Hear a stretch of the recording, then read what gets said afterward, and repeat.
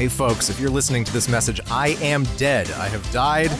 And the one thing that I want you to do in memory of me, is buy some merchandise. If you feel so inclined, we're not going to force you to do it. I'm dead. I can't do anything. In addition to selling merch for the month of December 2025, and not a second longer, we are also, as you may have seen, opening up the avenue to annual subscriptions. You are not having to pay a fee for every month. You can pay it all up front for an entire year. This offer is available this month. We are offering this at 20% off. That is a full 1/5 of the price off. If you're on the $5 tier, that means you are effectively paying $4 a month for the entire year. $10, $8, $20, $16. How about that? And if you're on the $20 tier, you also get a 20% discount on the merch. Once the newest Year's Day happens, or as I like to call it, Y Gives for years,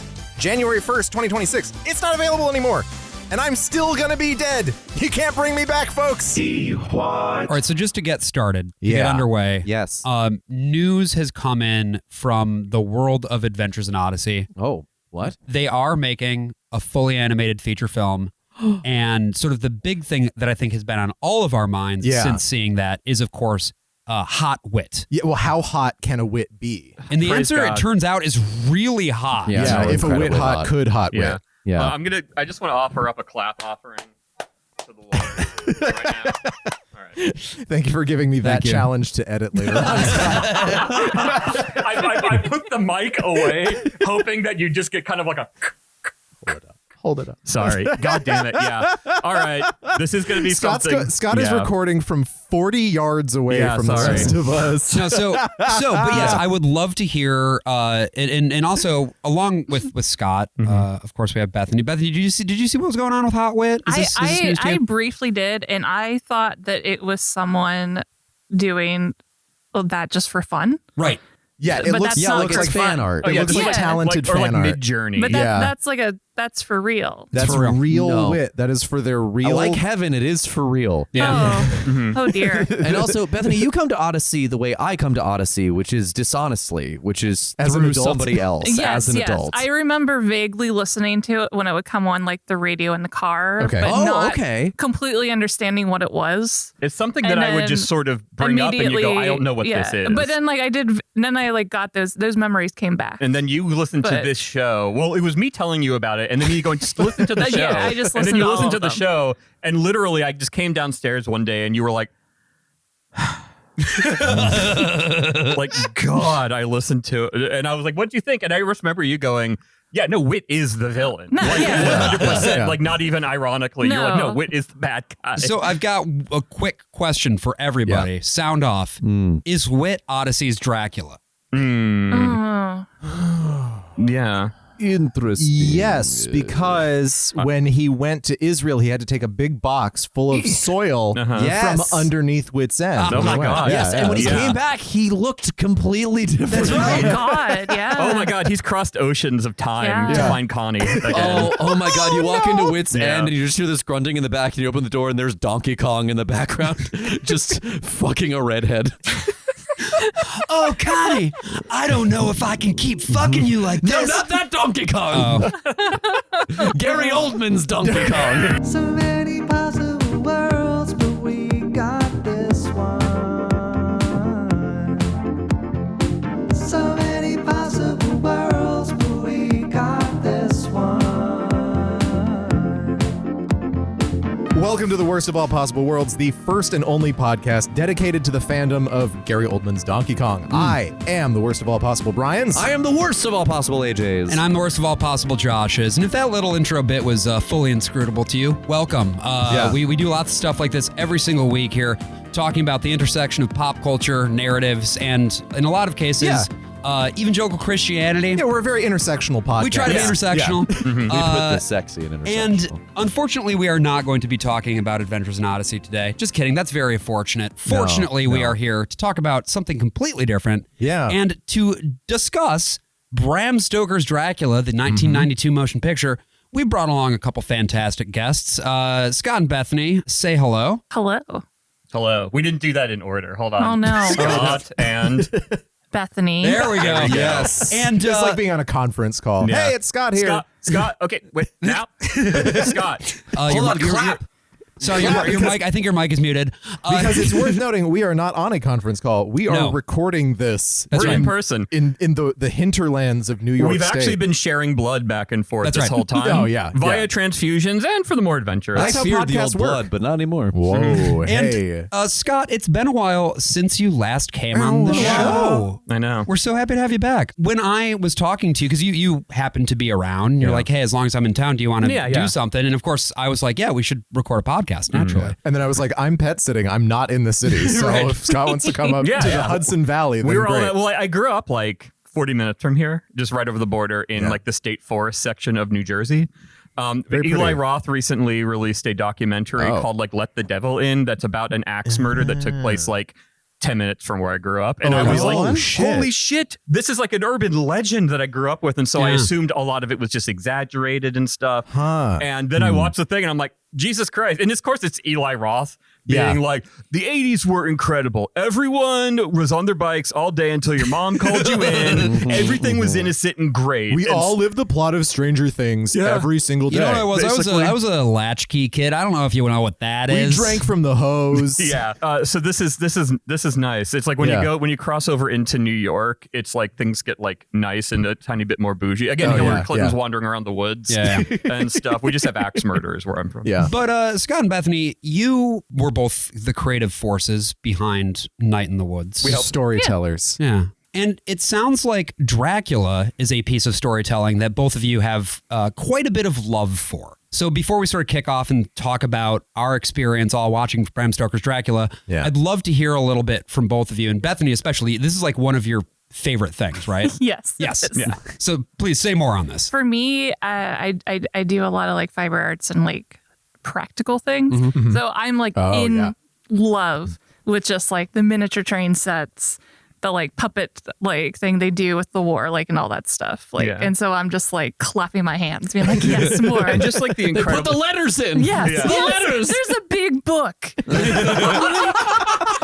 Well, I think like Bethany watches a lot of like people who are really into historical costuming, but I do, yeah. But, and also specifically how it was made. So it's not just cosplay. It's like the history. No, it's like the history. I'm gonna make some goddamn leather shoes that they would have worn during this time period. Yeah. Yeah, like that German guy with the YouTube channel where he's like, yeah, if you wear medieval shoes properly, you step with your toe first and then your heel. And it's like, this is the best video I've ever seen in my life.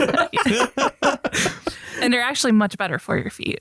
Just Really? saying. Oh, really? Yes. Doing toe first? Yeah, doing like kind of more barefoot. Like, Look, we're going into the holidays, I'm folks. just- give the toe step a touch. If you- Everyone's doing the pentiment. if you have a knee injury, do the barefoot shoes. Really? Okay. All Yeah. right. All right. But Well, I'm assuming though that it wasn't just like the shoes and the costume design and the trains. I mean, let's be real. That is a huge That's part a of big the piece appeal of of this Costumes are movie. incredible, yeah.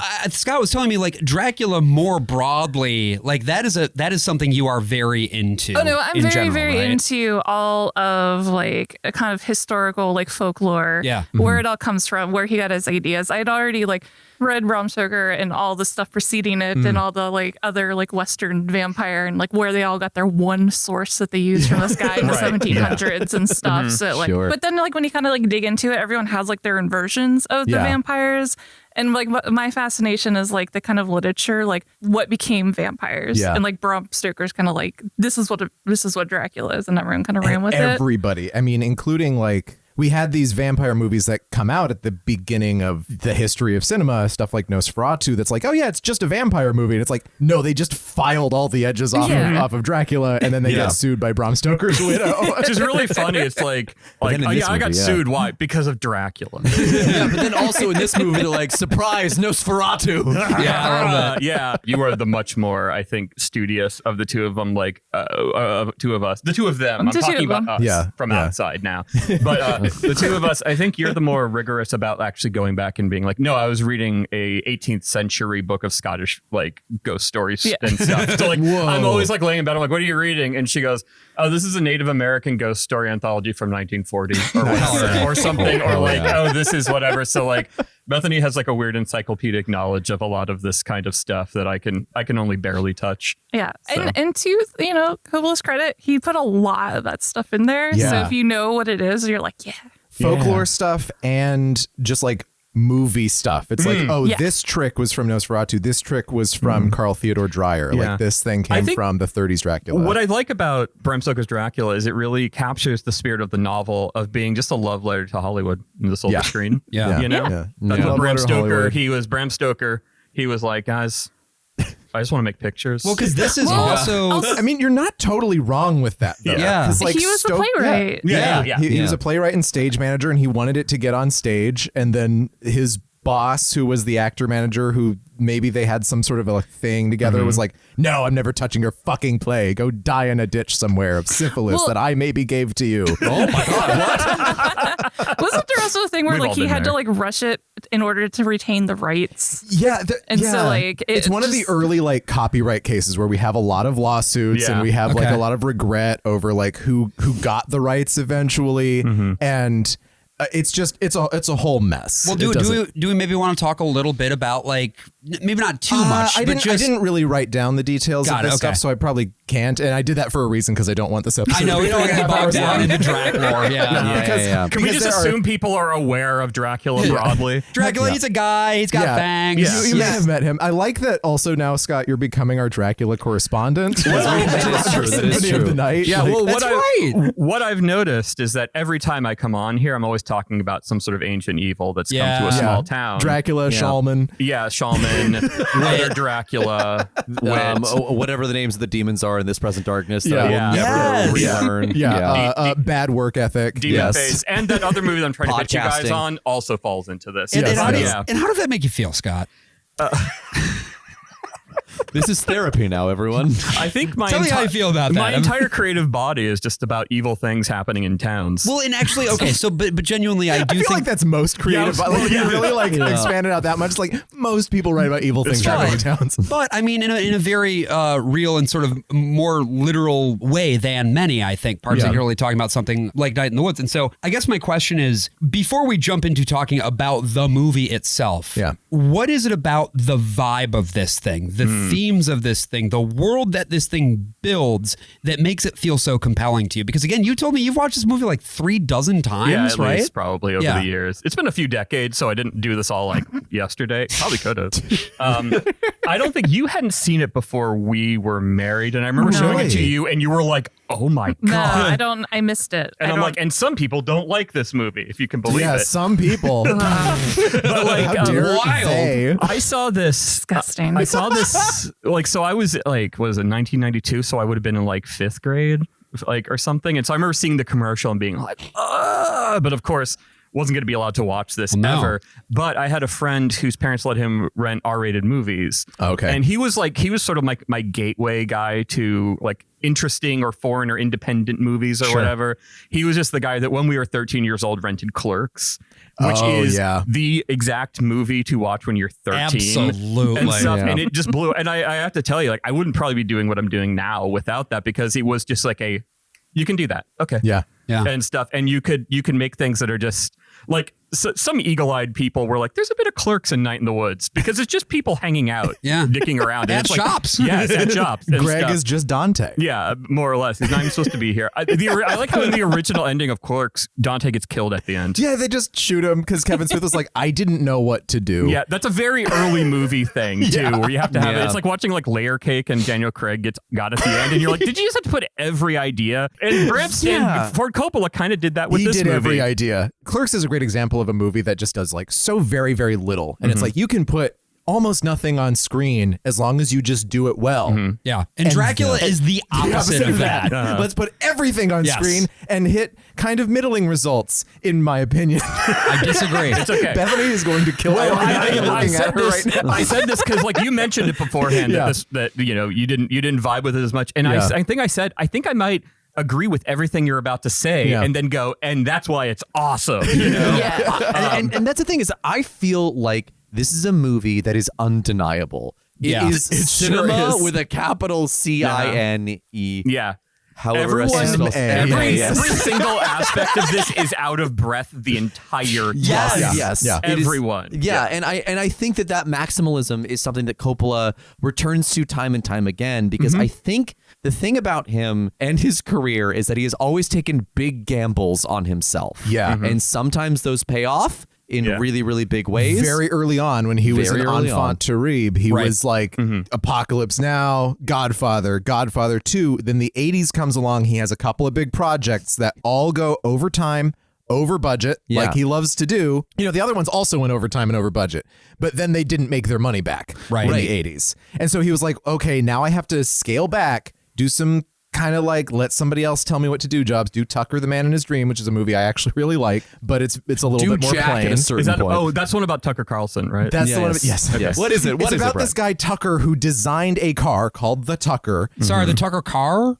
Olson? No, he's not a car heir.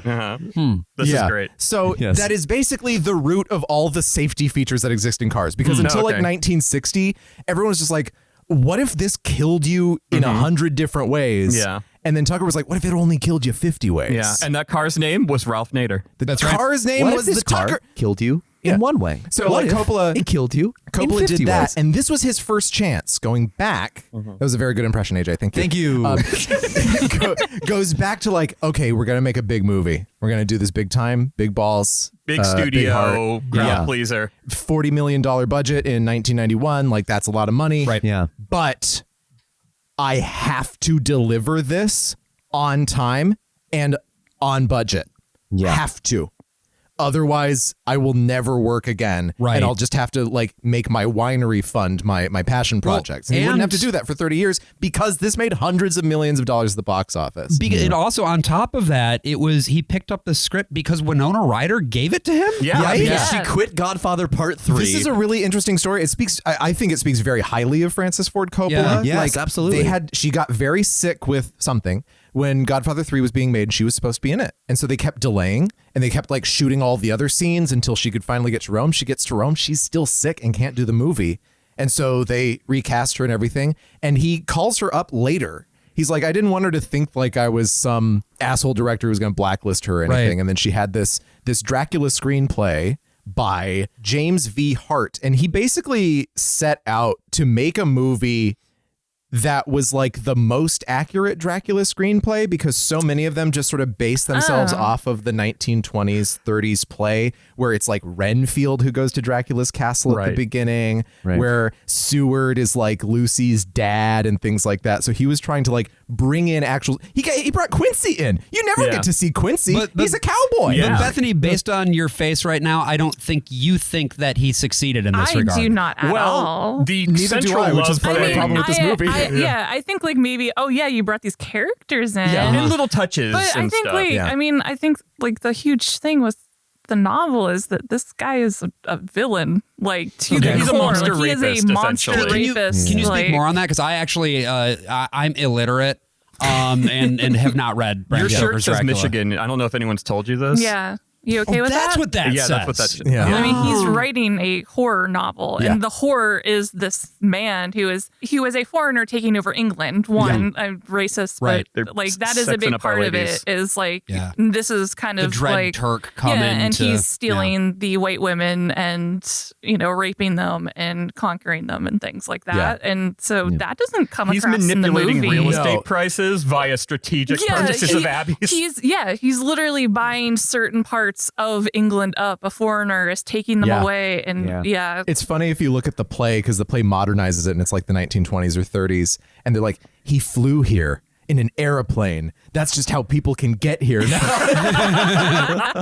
From the sky. But that's interesting. I think the biggest problem I have with the movie is that there's a certain tone that the book Dracula hits that I've never read any other book that quite does it for me, because I hate Eastern Europeans, of course. Of course. Like I've my heard this ancestors. about you in this podcast. No, you love Eastern Europeans. It's the Northern Europeans you can't stand. It's really, Let's be I just real. try to find a different European to be racist against every day. But well, I mean, he has a big wheel. You're I'm spinning the wheel right now. Let's see. We got Malta. We got the Maltese. I'm coming for you, Pete Buttigieg. God. Yes, I do have a Rolodex of which people are which ethnicity in my head. Goosey-o. But like, yeah, he throws in the screenplay, throws in. By the way, Hart also wrote Muppet Treasure Island, which is a perfect movie. But yes, correct. Okay. Great adaptation. No, that's so funny because like they're basically the same movie. It's like, he's one of those directors that's just kind of remaking the same thing. I would have loved Tim Curry as Dracula over Gary Oldman. Well, and then Dracula. Yeah. And by that I mean Francis Ford Coppola, because I'm for some reason now calling him Dracula. Francis Ford Dracula? Anybody? No. Anybody? Dracula's Francis Ford Coppola's Bram Stoker's Dracula. That is actually my hottest take about this movie, is that Coppola made Dracula into Francis Ford Coppola. Oh, so he made him Italian? He made him aggressively Italian. You think it's self-insert? I think so. And I think that he made him aggressively I Catholic. bet he'd like to self-insert. I'll say. Up top. What Hart was trying to do was like also bring in more of the legend of Vlad Tepes, the guy for whom Dracula is named, because The Impaler. In the book, For whom the Stoker Dracula is. had gotten really far into writing the book, and he hadn't come up with a name yet. And then he saw the name Dracula in the book, and he's like, "That's a cool ass name." It's just dope. That's partly,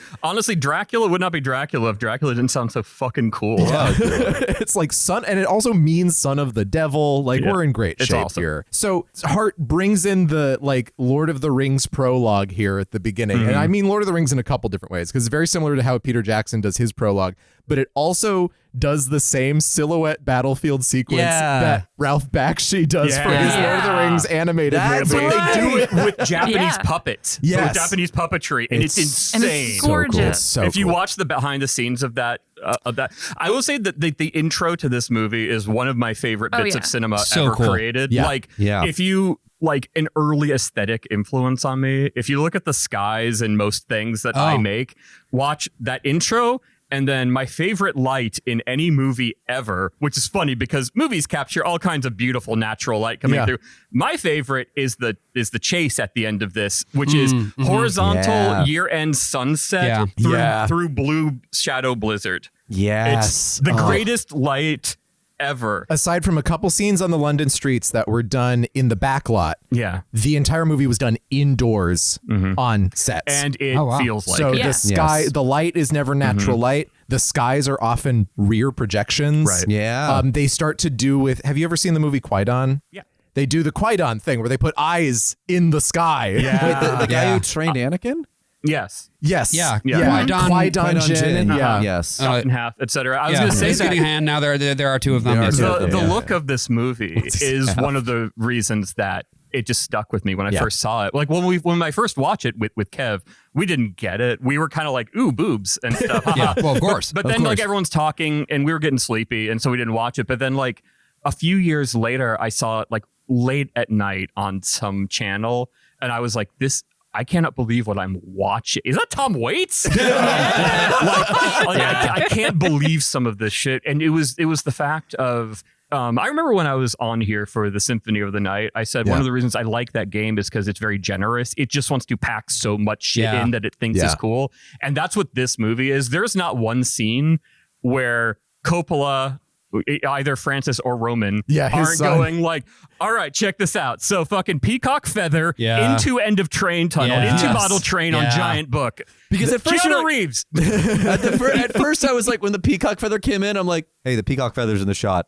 Hey, sorry. It's like right in front of the frame. Can we do another take on that? And then it became the train tunnel. I'm like, this is the greatest thing I've ever seen in my life. Cry into train whistle. Come it's just, on! It's like there are so many things like that any sins from this movie become wonderful things because of shit like this. Yeah. Let's take a second here just to sort of pull it in. Yeah. And Very excited. Talk about how we get from the intro to sort of the beginning of this movie, because as we've said, in the intro, you're basically learning the history of the man who would become Dracula. And here we get the first indication that this is going to be a Catholic movie when he stabs a knife through a crucifix and blood spills out of everywhere. And to be clear, we know it's Romania. We know that they're all Orthodox in this scene, and a lot of the designs are Orthodox. It's not an Orthodox movie. It is a Catholic movie. Yes. 100%. I love also just,